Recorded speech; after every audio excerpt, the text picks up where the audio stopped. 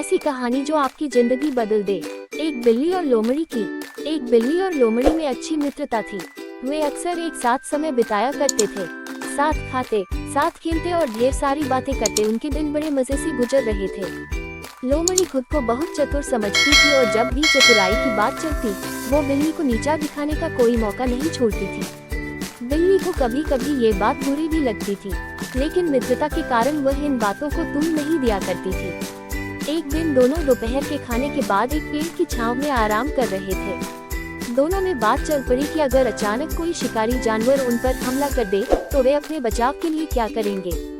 बिल्ली बोली, मुझे तो ऐसी परिस्थिति से बचने का केवल एक ही तरीका आता है, मैं तो वही करूंगी। ये सुनकर लोमड़ी हंस पड़ी और कहने लगी, बस एक ही तरीका? अरे बिल्ली रानी, एक तरीके से तुम शिकारी जानवरों से कैसे बचोगी? मुझे देखो, मुझे तो उनसे बचने के हजारों तरीके आते हैं। तुम कहो तो तुम्हें भी एक दो तरीके बता दूं।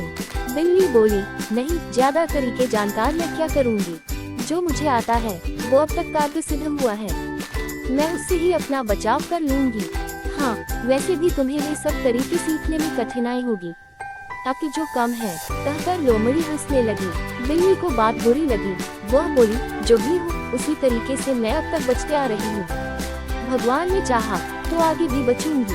तभी उन्होंने देखा कि एक शिकारी कुत्ता उनकी ओर दौड़ता हुआ आ रहा है। दोनों डर गए और सोचने लगे कि अगर उन्होंने फौरन अपना बचाव नहीं किया तो शिकारी कुत्ता उन्हें चीर फाड़ कर रख देगा।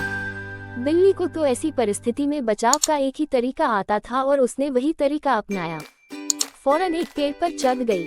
हजारों तरीके जानने वाली लोमड़ी सोचती रही कि क्या करें। शिकारी कुत्ता निकट पहुंच रहा था और लोमड़ी तय नहीं कर पा रही थी कि कौन सा तरीका आजमाए। इतने में शिकारी कुत्ता लोमड़ी के निकट पहुंच गया और उसकी बोटी बोटी नोच दी। सीख, एक कारगर तरीका उन सारे तरीकों से बेहतर है जो किसी काम के नहीं।